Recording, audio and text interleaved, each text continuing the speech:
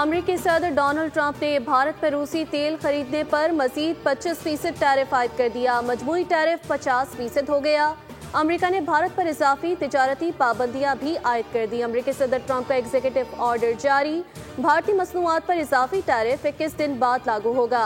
Trump ने कहा, भारत को रूसी तेल खरीदने की कीमत चुकाना होगी। रूस से कुर्बत पर भारत को सजा दी जाएगी। भारत ने रूस से तेल की खरीदारी ना रोकी तो मजीद टैरिफ लगेगा।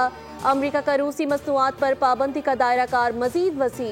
तेल की दरामद पर मुकम्मल पाबंदी। सदारती हुक्म में ट्रंप ने रूसी फेडरेशन की पॉलिसियों को अमेरिका के लिए खतरा करार दे दिया। व्हाइट हाउस के मुताबिक भारत अभी रूस से बराह रास्त या बिलवास्ता तेल दरामद कर रहा है।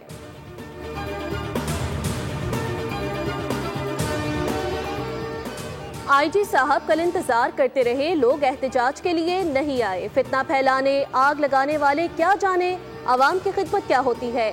वजीर आला पंजाब मरियम नवाज का तकरीब से खिताब, कहा पाकिस्तान की क़यादत अब अहल हाथों में है।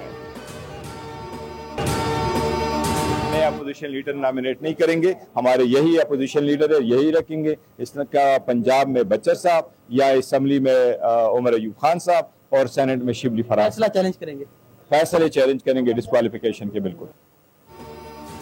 इलेक्शन कमीशन ने गैर आईनी तौर पर तीनों अपोजिशन लीडरान के नाअहली के नोटिफिकेशन जारी किए। Chairman PTI barrister Gohar Ali Khan कहते हैं, हमें सुना ही नहीं गया। तीनों अपोजिशन लीडरान की जगह किसी को नामजद नहीं करेंगे।